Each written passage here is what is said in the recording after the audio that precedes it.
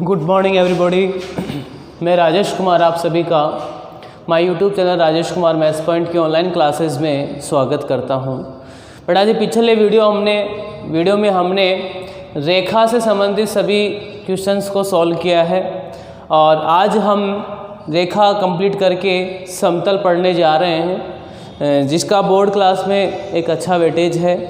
तो आप ध्यान से इसको समझिएगा। जैसा हमने कहा था कि रेखा में थ्योरी इम्पोर्टेंट है, ठीक उसी प्रकार समतल में भी थ्योरी इम्पोर्टेंट है। समतल की थ्योरी थोड़ा सा कन्फ्यूजिंग ज़रूर है, तो आपको मैं जैसे जैसे समझाता हूँ बेटा आप उस चीज़ को क्लियर करते चलिएगा।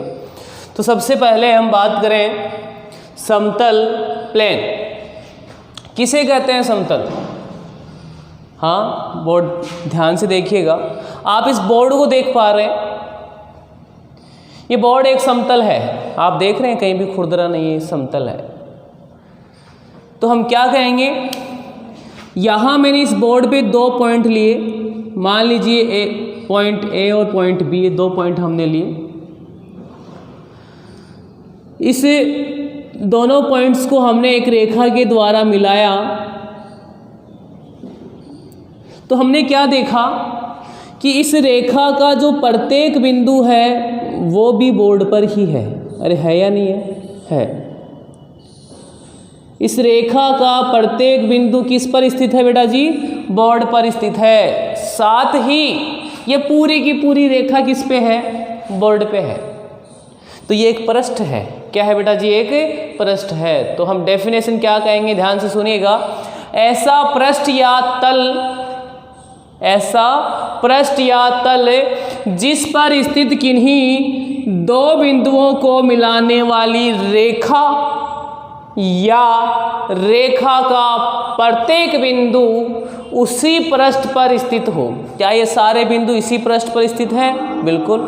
तो क्या कहेंगे, ऐसा पृष्ठ या तल जिस पर स्थित किन्हीं दो बिंदुओं को मिलाने वाली रेखा या रेखा का प्रत्येक बिंदु उसी पृष्ठ पर स्थित हो, तो वो पृष्ठ क्या कहलाता है बेटा जी? समतल कहलाता है। तो ये पृष्ठ क्या है? एक समतल है। समझ में आ गया होगी डेफिनेशन। ऐसा पृष्ठ या तल जिस पर स्थित किन्हीं दो बिंदुओं को मिलाने वाली रेखा या रेखा का प्रत्येक बिंदु उस पृष्ठ पर स्थित हो, तो वो पृष्ठ क्या कहलाता है? एक समतल कहलाता है। ध्यान दीजिएगा, आपने 11th क्लास में रेखा पढ़ा है। सर ने आपको बताया होगा कि अक्ष और वाई में एक घातीय समीकरण, किसमें? अक्ष और वाई में एक घातीय समीकरण सदैव एक रेखा को निरूपित करता है। जैसे हम बात करें 3x + 4y = 5। यहाँ अक्ष और वाई में एक घातीय समीकरण है। यहाँ अक्ष की भी एक ही घात है, वाई की भी एक घाती है, इसलिए रेखा को निरूपित करता है। ठीक उसी प्रकार हम तो समतल पढ़ रहे हैं और वो किस में पढ़ रहे हैं? 3D में पढ़ रहे हैं। तो यहाँ अक्ष वाई नहीं होते बेटा जी, यहाँ क्या होते हैं? अक्ष वाई और z होते हैं। तो हम समतल की दूसरी डेफिनेशन क्या कह सकते हैं कि अक्ष वाई व जेड में एक घातीय समीकरण सदैव किसको निरूपित करता है? एक समतल को निरूपित करता है। अक्ष वाई व जेड में एक घातीय समीकरण सदैव एक समतल को निरूपित करता है। अब हम बात करेंगे कि आपने पढ़ा 11वीं क्लास में कि ax + by + c = 0, ये रेखा का कौन सा समीकरण कहलाता था बेटा? व्यापक समीकरण, अर्थात जनरल फॉर्म कहलाती थी। तो हम ऐसे ही समतल का भी तो होगा, तो हम क्या कहेंगे? ax + by + cz + d = 0, ये क्या है बेटा जी? व्यापक रूप में जनरल फॉर्म में किसका समीकरण है? एक समतल का समीकरण है। किसका समीकरण बेटा जी? ये समतल का समीकरण है। अब समतल यहाँ ABC क्या है? ABC जो है बेटा जी वो समतल के, मान लीजिए हथेली समतल है तो समतल के अभिलंब सदिश, अभिलंब सदिश कैसा होता है? समतल के लंबवत, इस प्रकार से होता है। तो ये ABC जो है वो समतल के अभिलंब सदिश के दिक् अनुपात कहलाते हैं। बेटा ये समतल के दिक् अनुपात नहीं कहलाते हैं, ये किसके दिक् अनुपात कहलाते हैं? समतल के अभिलंब सदिश के दिक् अनुपात। अब आपने पढ़ा है अभिलंब को हम किससे व्यक्त करते हैं? नॉर्मल वेक्टर बोलते हैं अभिलंब को। क्या बोलते हैं? Normal vector. और नॉर्मल किससे स्टार्ट हुआ? n से। तो n वेक्टर से हम किसको निरूपित करते हैं? अभिलंब सदिश को लिखते हैं। तो बेटा जी हम बात करें यहाँ कि ax plus by plus cz plus d बराबर 0, ये क्या है हमारे पास में? व्यापक रूप में समतल का समीकरण है। और यदि इसी को मैं सदिश में कन्वर्ट कर दूं और अगर हम बात कहें n वेक्टर जो है वो क्या होता है? n वेक्टर अभिलंब सदिश, और अभिलंब सदिश के दिक् अनुपात आपको पता है ABC। तो अभिलंब सदिश क्या हो जाएगा बेटा जी? aik plus bjk plus ck। और हम जानते हैं, हमने पढ़ा भी है पहले, आर वेक्टर को हम क्या लिखते हैं? X ik plus y jk plus z kk। तो यहाँ हमें ये जो है वो व्यापक रूप में कार्तीय समीकरण है। अब मैं व्यापक रूप में सदिश समीकरण की चर्चा करने जा रहा हूँ। तो इसको हम क्या लिख सकते हैं बेटा जी? R vector dot n vector बराबर d। ध्यान दीजिएगा ऐसा कैसे लिख दिया हमने बेटा जी? ये प्लस d है, यहाँ प्लस की जगह माइनस d भी हो सकता है। तो ये माइनस d अगर हो तो उधर जाएगा, क्या बन जाएगा? प्लस का d। तो हम ये कह सकते हैं कि व्यापक रूप में समतल का समीकरण आप क्या लिख सकते हो? ax plus by plus cz बराबर d। ये भी क्या है? व्यापक रूप में समतल का समीकरण ही है। कौन सा समीकरण है? कार्तीय समीकरण है। क्यों? क्योंकि इसमें क्या आ रहे हैं? अक्स वाई जेड आ रहे हैं, जहां ABC क्या है? समतल के अभिलंब सदिश के दिक् अनुपात हैं। अगर मैं r vector dot n vector को सॉल्व करूं और ये बन जाए तो बात सही है अपनी। आर वेक्टर की जगह रखा हमने x ik plus y jk plus z kk dot n vector aik plus bjk plus c kk बराबर कितना है बेटा जी? d। क्या हो जाएगा डॉट प्रोडक्ट करने पे? ax plus by plus cz बराबर d। ये देखो हमारे पास में वही प्राप्त हुआ। तो हम क्या कह सकते हैं? यहाँ निष्कर्ष की हम बात करें तो समतल का व्यापक रूप में जो सदिश समीकरण होता है वो क्या होता है बेटा जी? R vector dot n vector बराबर d। R vector dot n vector बराबर d क्या है? व्यापक रूप में समतल का कौन सा समीकरण है? सदिश समीकरण। अभी हमने जो चर्चा की आप उसको समझ पा रहे होंगे। नेक्स्ट हमारे पास में आता है बेटा जी कुछ समतलों के विशेष प्रकार हैं, उनकी बात करूंगा। अक्स वाई समतल का समीकरण क्या होता है? आपने देखा भी होगा और समझा होगा 11th क्लास में। अक्स वाई समतल में कौन सा निर्देशांक 0 होगा बेटा जी? z निर्देशांक 0 होगा। तो अक्स वाई समतल में क्या 0 होता है? z 0 होता है। तो अक्स वाई समतल का समीकरण क्या कहलाता है? z बराबर 0। इसी प्रकार से यदि मैं आपसे पूछूं वाई जेड समतल का समीकरण क्या होगा तो आप समझ पा रहे होंगे वाई जेड समतल में कौन सा निर्देशांक नहीं होगा? अक्स निर्देशांक नहीं होगा। तो समतल का समीकरण क्या हो जाएगा? अक्स बराबर 0। इसी प्रकार से हम बात करें जेड अक्ष समतल का समीकरण है या जेड अक्ष तल का समीकरण है। जेड अक्ष तल में कौन सा कोऑर्डिनेट 0 होगा बिंदु का? y कोऑर्डिनेट 0 होगा। तो क्या कहेंगे? y बराबर 0। अब मैं बात करूंगा उस समतल की जो मूल बिंदु से जाता है और मूल बिंदु से जाने वाले समतल का समीकरण क्या होगा। आइए देखें अपन। हमने अभी डिस्कस किया कि व्यापक रूप में समतल का जो कार्तीय समीकरण है वो ax plus by plus cz बराबर d होता है या पल्स d बराबर 0 होता है। एक ही मतलब है दोनों चीज़ों से। अब मैं बात करूं कि ये समतल कहाँ से गुजरता है। ये समतल मूल बिंदु से गुजरता है। मूल बिंदु से गुजरने वाले समतल का समीकरण डिस्कस कर रहे हैं और मूल बिंदु के कोऑर्डिनेट क्या होते हैं 0 0 0। समतल मूल बिंदु से गुजरता है। आपका जो ये समतल है वो मूल बिंदु से गुजरता है, तो ये मूल बिंदु किस पर स्थित होगा बेटा जी? समतल पर स्थित होगा। और यदि ये बिंदु समतल पर स्थित है, आपने 11वीं में रेखा में पढ़ा है कि यदि कोई बिंदु रेखा पर स्थित हो तो सदैव रेखा के समीकरण को संतुष्ट करता है। ठीक उसी प्रकार यदि कोई बिंदु समतल पर स्थित हो तो सदैव समतल के समीकरण को क्या करेगा? संतुष्ट करेगा। और बेटा जी यहाँ संतुष्ट करने का मतलब क्या है? संतुष्ट करने का मतलब है कि आपके समीकरण में जहां अक्स वाई जेड आ रहे हैं वहां आप बिंदु के निर्देशांक लिखें, तो बिंदु के निर्देशांक तो क्या है? 0 0 0। तो रखो बेटा जी क्या बन जाएगा? a × 0 0 पल्स 0 पल्स z की जगह 0 रखा, 0 बराबर d, अर्थात क्या मिला आपको? d बराबर 0 मिला। अर्थात हम ये कह सकते हैं कि कौन सा समतल मूल बिंदु से गुजरेगा जिसके लिए d का मान कितना होगा? 0 होगा। d का मान 0 रख दो बेटा जी, क्या बन जाएगा?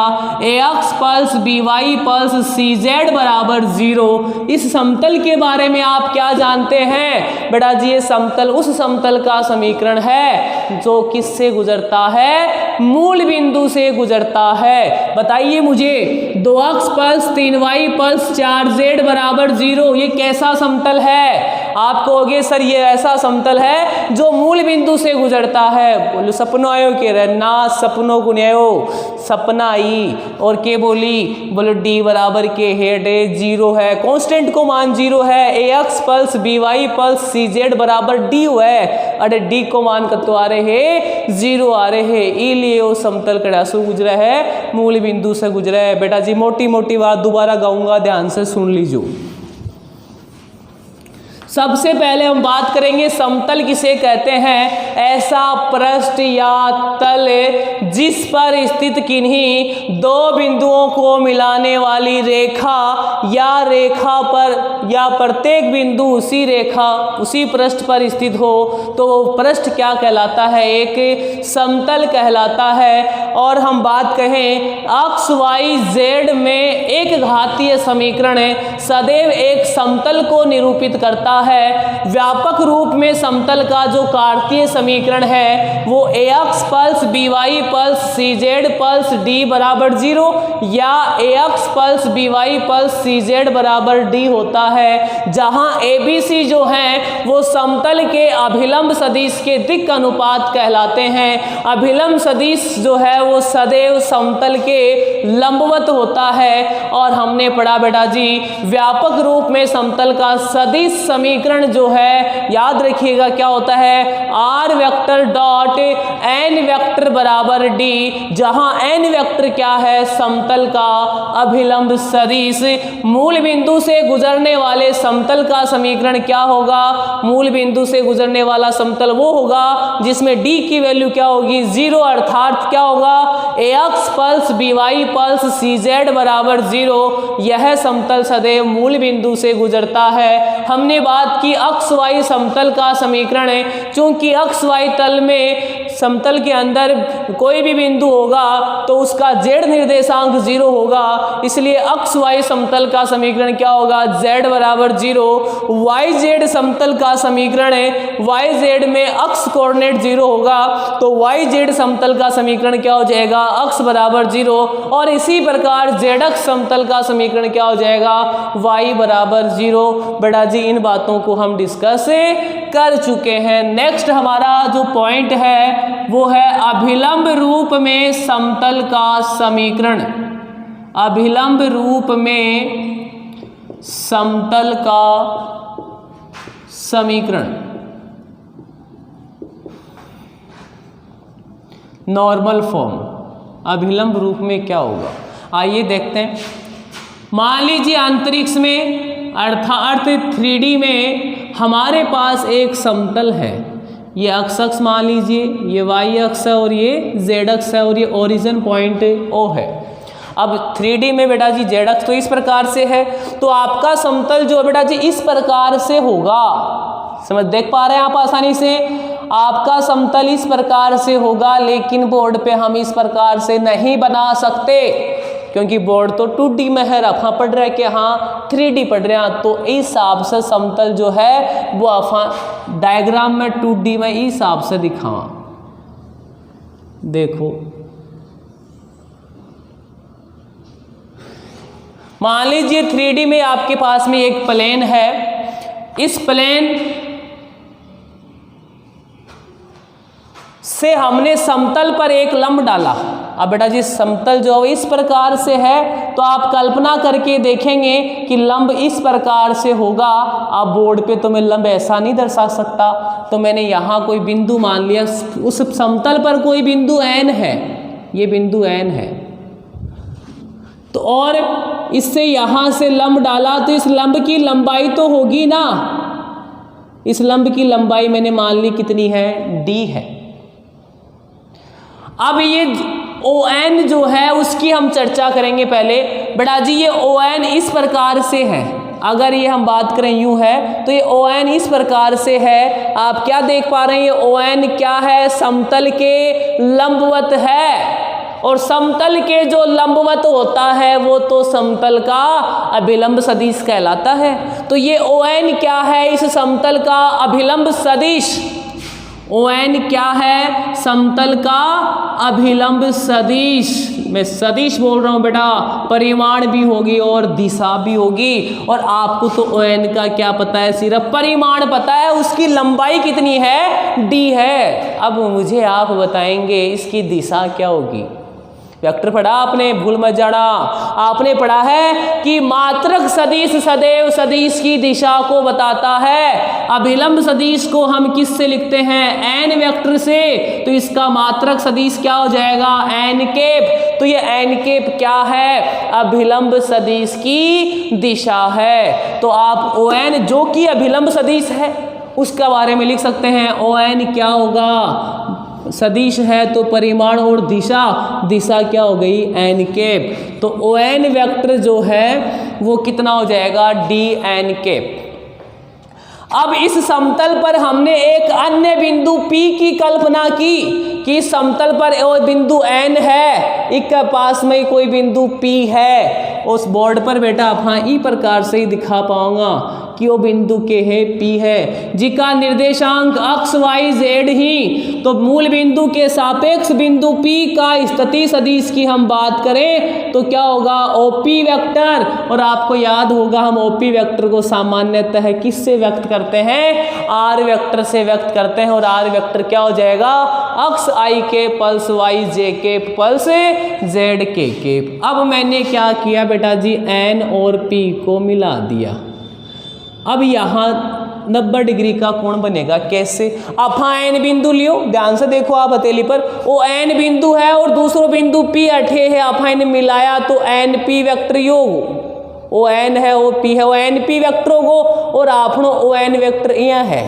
तो दोनों परस्पर कैसा होगा, लंबवत होगा। यहाँ हम क्या बात करेंगे, np वेक्टर और ON वेक्टर जो है वो परस्पर कैसे हैं बेटा जी, लंबवत है। और दोनों सदिश परस्पर लंबवत है। आप क्या जानते हो, इनका अदिश गुणनफल क्या होगा, शून्य होगा। किसका अदिश गुणनफल, NP वेक्टर का अदिश गुणनफल किसके साथ है, ON वेक्टर के साथ कितना होगा, 0 होगा। क्यों, क्योंकि NP वेक्टर और ON वेक्टर परस्पर कैसे हैं, अरे लंबवत हैं। और दो सदिश परस्पर लंबवत हो तो उनका डॉट प्रोडक्ट कितना होता है, 0 होता है। आइए चर्चा करें आगे।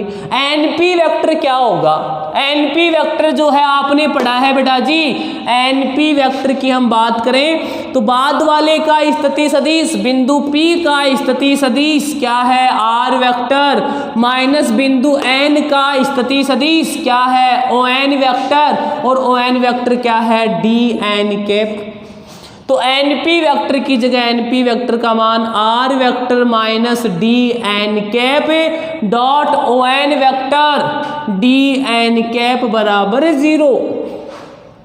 चलो देखो बेटा जी क्या करेंगे, डॉट प्रोडक्ट करेंगे इसका इन दोनों के साथ, तो क्या बनेगा, R vector dot dn cap, अरे यस और नो, बिल्कुल यही।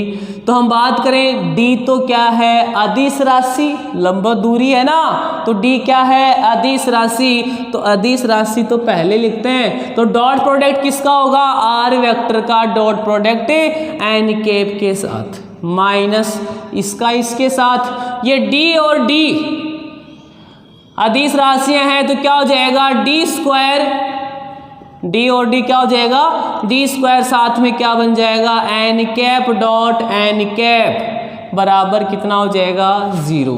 इन दोनों में से क्या कॉमन दिखाई दे रहा है बेटा जी आपको, डी। तो क्या बच गया, r vector dot n cap minus d, यहाँ क्या हो गया, n cap dot n cap आपने पढ़ा है i cap dot i cap बराबर आई कैप के परिमाण का स्क्वायर बराबर 1। तो यहाँ n cap dot n cap बराबर क्या हो जाएगा, एन कैप के परिमाण का स्क्वायर बराबर 0। ये डी लंबवत दूरी थी, अदिश राशि है, भाग में गई, क्या हो गया 0। तो क्या बन गया, r vector dot n cap minus d, और एन कैप का परिमाण 1 होगा तो इसका स्क्वायर भी कितना हो गया, 1, उसको लिखने की आवश्यकता नहीं है, बराबर 0। या हम क्या कह सकते हैं, r vector dot n cap बराबर डी, याद रखना है, प्लीज ट्राई टू रिमेंबर। क्या है बेटा जी बताओ, ये अभिलंब रूप में समतल का कौन सा समीकरण है, सदिश समीकरण है। अब मैं करूंगा आपको कंफ्यूज, बोलो सर सदिश समीकरण तो अभी बोला थे, r vector dot n vector बराबर डी, और जल्दी सी बदल जाओ, r vector dot n cap बराबर डी। मैं कौन सा ने सदिश समीकरण माना है, तो दोनों ही फर्क के है, ध्यान से सुन जो। R vector dot n vector बराबर डी उस समतल का समीकरण है जो व्यापक रूप में होता है। कौन से रूप में, व्यापक रूप में समतल के समीकरण में अभिलंब सदिश आता है, अभिलंब इकाई सदिश नहीं आता है। चलो जी दूसरी बात, अब हम यहाँ बात करें कि सर आपने ये जो बताया ये क्या है, ये जो है बेटा जी अभिलंब रूप में समतल का सदिश समीकरण है। दोनों में अंतर समझ गए होंगे। चलो एक बार फिर से रिपीट कर देता हूँ, r vector dot n vector बराबर डी जो है वो व्यापक रूप में समतल का सदिश समीकरण है, और r vector dot n cap बराबर डी जो है वो अभिलंब रूप में समतल का सदिश समीकरण है। बोलो गुरुजी माने कहीं बेरो पड़ेगो क्यों अभिलंब रूप में दिएड़ो है, जी हाँ आपा ने दे दियो, आर वेक्टर डॉट आई के पल्स जे के पल्स के कैप बराबर 3। अभी मैं के बेरो पड़ेगो माने कि वो अभिलंब सदिश है, अभिलंब रूप में है या मानक रूप में है या व्यापक रूप में है। तो मेरी बात हमेशा याद रखजो, थाने जो समतल दिएड़ो वह है वो हमेशा ही व्यापक रूप में दिएड़ो होगो बेटा, वो कदे थाना अभिलंब रूप में कोनी देवगो, अभिलंब रूप में तो अपने बदलना पड़ेगो। अर्थात अपने को जो समतल दिया हुआ हो प्रश्न में वो हमेशा व्यापक रूप वाला होगा, अर्थात r vector dot n vector बराबर डी वाला होगा। अब सबसे ज्यादा कंफ्यूजन एक चीज को और है, अब मैं थान लिख दूं उठे, अब यहाँ डी के बेटा जी अभिलंब रूप में जो समतल का सदिश समीकरण है उसमें ये डी क्या है, आप कहोगे क्या है, समतल की मूल बिंदु से लंबवत दूरी। अब दिक्कत अठियावे वो समतल दे दी और आपा ने पूछ ले बताओ रहा इस समतल की मूल बिंदु से दूरी कितनी है, आपा तुरंत बोल देगा कितनी है, 3 इकाई। कितनी इकाई, 3 इकाई, और 3 इकाई बोलता ही आपने आगे 0 नंबर। चलो जी तो फिर क्या है बेटा जी, मैंने अभी कहा था आपको कि ये व्यापक रूप है, याद रखिएगा व्यापक रूप में जो ये डी आता है वो डी समतल की मूल बिंदु से दूरी नहीं है। तो दूरी कौन सी होती है, अभिलंब रूप में जो डी आता है वो समतल की मूल बिंदु से लंबवत दूरी होती है। तो फिर दूरी कैसे निकालना गुरुजी, 3 नहीं है जनाब। तो क्या करेंगे, व्यापक रूप को अभिलंब रूप में बदलेंगे। कहीं यहाँ सी बदलूंगा।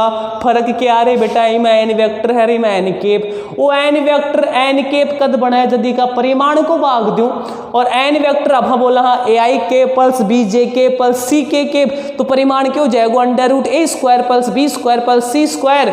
तो अब ध्यान से सुन लो, इंपॉर्टेंट बात बोल रहा हूँ। व्यापक रूप को अभिलंब रूप में बदलने के लिए प्रत्येक पद को under root a square plus b square plus c square से भाग देते हैं। अब इन प्रत्येक पद में किसु भाग देगा, a square plus b square plus c square का अंडर रूट सु। ध्यान से देखो, ए को मान 1, बी को मान 1, सी को मान 1, तो कतो जाएगा under root 1 plus 1 plus 1 under root 3। Under root 3 को अठे भी भाग देगा, अंडर रूट 3 को भाग अठे भी देगा, 3 बट्टा अंडर रूट 3 कत्ता बच जाएगा अंडर रूट 3। तो समतल की मूल बिंदु से दूरी कितनी है बेटा जी, अंडर रूट 3 इकाई है। मैं थोड़ा सा ज़्यादा इंटर हो गया, चलो टॉपिक वाइज ही बात करते हैं अपन, आगे वापस रिपीट हो जाएंगी ये चीज़ें। हमने अभिलंब रूप में समतल का सदिश समीकरण की चर्चा कर ली। क्या होता है अभिलंब रूप में समतल का सदिश समीकरण है, r vector dot n cap बराबर डी, जहां डी क्या है, इंपॉर्टेंट बात यही है, ये डी क्या है, समतल की मूल बिंदु से लंबवत दूरी है, समतल की मूल बिंदु से लंबवत दूरी है। अब मैं बात करूंगा किसकी, कार्तीय समीकरण क्या होगा, किसका कार्तीय समीकरण है, अभिलंब रूप में समतल का कार्तीय समीकरण क्या होगा। देखें बेटा जी, सदिश जानो आप क्या वह है, r vector dot n cap बराबर डी। हमने अभी पढ़ा था कि समतल के समीकरण में जो ए बी सी होते हैं वो अभिलंब सदिश के क्या होते हैं रे, दिक् अनुपात होते हैं। अगर आपको दिक् अनुपात ए बी सी पता है तो आप अभिलंब सदिश लिख सकते हो। क्या हो जाएगा, ए आई के plus B J k plus सी के केप। आपको तो क्या चाहिए बेटा जी, एन कैप, क्या करेंगे, परिमाण का भाग देंगे, तो प्रत्येक पद को किससे विभाजित करेंगे, under root a square plus b square plus c square से। तो क्या बनेगा, एन के बराबर क्या बनेगा, ए बट्टा under root a square plus b square plus c square. और आपको याद हो तो ए बट्टा under root a square plus b square plus c square, तो क्यों है एल आई के प्लस बी बट्टा under root a square plus b square plus c square, क्यों जाएगा m j cap plus c बट्टा under root a square plus b square plus c square, क्यों जाएगा एन के केप, जहां L M N क्या है, अभिलंब सदिश की दिक् कोसाइन है। तो एन केप का मान आ गया। आर वेक्टर का मान तो आप जानते ही हो क्या होता है, अक्ष आई के plus y j cap plus z k cap होता है। अब इसको मैं सिंप्लीफाई कर लेता हूँ, सदिश रूप को कार्तीय रूप में चेंज कर देता हूँ। R vector dot n cap बराबर d, x i cap plus y j cap plus z k cap dot n cap l i cap plus m j k plus n k cap बराबर d. Dot product तो वही है, x और l का multiply, l x plus m y plus n z बराबर d. ये क्या है, अभिलंब रूप में समतल का कौन सा समीकरण है, कार्तीय समीकरण। कौन से रूप में, अभिलंब रूप में, अभिलंब रूप में समतल का कार्तीय समीकरण, जहां एलएमएन क्या है, अभिलंब सदिश की दिक् कोसाइन, और डी क्या है, समतल की मूल बिंदु से लंबवत दूरी, समतल की मूल बिंदु से लंबवत दूरी। चलो थोड़ा सा कंफ्यूज कर लेता हूँ, वो इसलिए कर रहा हूँ ताकि आप एग्जाम में कंफ्यूज नहीं हो। 2 मिनट बराबर ध्यान से देखते रहेंगे। हमने अभी डिस्कस किया a x plus b y plus c z plus d बराबर 0 या बराबर डी, और दूसरा रूप डिस्कस किया l x plus m y plus n z बराबर डी। आम अंतर क्यों है बेटा जी, सही सोच रहे हो, इनके कहना व्यापक रूप में समतल का सदिश कार्तीय समीकरण है, और इसको क्या बोलेंगे, अभिलंब रूप में समतल का कार्तीय समीकरण है। यहाँ एबीसी जो है वो अभिलंब सदिश के दिक् अनुपात होते हैं, यहाँ एलिमेंट क्या है, अभिलंब सदिश की दी कोसाइन है। यहाँ डी जो है वो समतल की मूल बिंदु से दूरी होती है, यहाँ डी समतल की मूल बिंदु से दूरी नहीं होती है। तो अब आप दे दियो 2x plus 3y plus 4z बराबर 5। अपन दे दियो और अपन पूछा है 4z बराबर 5। अपन पूछा है बेटा जी कि ये समतल कैसा है। आप बोलेंगे कार्तीय समीकरण में पाछे पूछूंगा बड़ो कौन सा कार्तीय समीकरण है। आप बोल देंगे व्यापक रूप ना, अभिलंब रूप में ना। याद रखिएगा ये व्यापक रूप ही है, मैंने अभी कहा था, आपको भूल गए होंगे। आपको प्रश्न में सदैव समतल का समीकरण व्यापक रूप में दिया जाएगा, तो ये व्यापक रूप है। मतलब क्या है ये, ax plus by plus cz बराबर d। अगला क्वेश्चन दाग देता हूं आपके लिए, बताइए कि समतल की मूल बिंदु से दूरी कितनी है। बोलो गुरुजी 5 इकाई ना। अभी बोलो दोबारा से या सुन लो कि व्यापक रूप को अभिलंब रूप में बदलने के लिए, व्यापक रूप को अभिलंब रूप में बदलने के लिए प्रत्येक पद को under root a square plus b square plus c square से भाग देना पड़ता है। भाग दो, 2 बट्टा अंडर रूट की को भाग दोगा a square plus b square plus c, 2 को स्क्वायर 4, 3 को स्क्वायर 9, 4 को स्क्वायर 16 और 4 20 और 9 29। 2 बट्टा अंडर रूट 29 x प्लस 3 बट्टा अंडर रूट 29 y प्लस 4 बट्टा अंडर रूट 29 z बराबर 5 बट्टा अंडर रूट 29। अब पूछो रे मैं थाने समतल की मूल बिंदु से दूरी कितनी है, तो 5 गुनी कितनी है, 5 बट्टा अंडर रूट 29 इकाई है। बेटा जी मोटी मोटी बात कंफ्यूज करवाड़ी सारी मत, एक बार फिर का दूर है।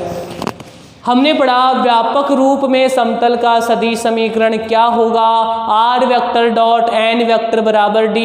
व्यापक रूप में समतल का कार्तीय समीकरण है ax plus by plus cz बराबर d। अभिलंब रूप में समतल का सदिश समीकरण है r vector dot n cap बराबर d, जहां d समतल की मूल बिंदु से लंबवत दूरी है। कार्तीय रूप में अभिलंब रूप में समतल का कार्तीय समीकरण है lx plus my plus nz बराबर d, जहां lmn अभिलंब सदिश की दिक् कोसाइन है तथा d समतल की मूल बिंदु से दूरी है। आपसे एग्जाम में यही पूछा जाता है, इस समतल की दिक् कोसाइन व समतल की मूल बिंदु से लंबवत दूरी बताओ। तो दिक् कोसाइन 2 3 4 मत बता दीजिए, दिक् कोसाइन क्यों जाएंगे, 2 बट्टा अंडर रूट 29 3 बट्टा अंडर रूट 29 4 बट्टा अंडर रूट 29 और समतल की मूल बिंदु से लंबवत दूरी 5 बट्टा अंडर रूट 29 इकाई है। एक बढ़िया सा क्वेश्चन और पूछ ले, लंब पाद, हमने यहाँ समतल मूल बिंदु से समतल पे लंब डाला तो ये लंब के पाद कहलाता है, ये n जो है वो लंब पाद कहलाता है। और इस लंब पाद के निर्देशांक क्या होते हैं बेटा जी, याद रखिएगा, कंपटीशन में काफी बार पूछा गया है। लंब पाद के निर्देशांक LD, MD, ND। लंब पाद के निर्देशांक क्या होते हैं, LD, MD, ND, जहां LMN तो क्या है अभिलंब सदिश की दिक् कोसाइन और D क्या है समतल की मूल बिंदु से लंबवत दूरी को। मतलब आपने लंब पाद का निर्देशांक निकालना हो तो पहली आपने समतल में क्या में चेंज करना पड़ेगा रे, अभिलंब रूप में चेंज करना पड़ेगा। और अभिलंब रूप में चेंज करवा के लिए क्या करना पड़ेगा, प्रत्येक पद ने under root a square plus b square plus c square से भाग देना पड़ेगा। तो L M N थारकन है, D भी थारकन है, तो लंब पाद का निर्देशांक थे निकाल सको हो। आज के लिए धन्यवाद। कल फिर हम समतल का ही एक दूसरा टॉपिक डिस्कस करेंगे और ये चीज़ें आप मेमोराइज करें। आज के लिए धन्यवाद।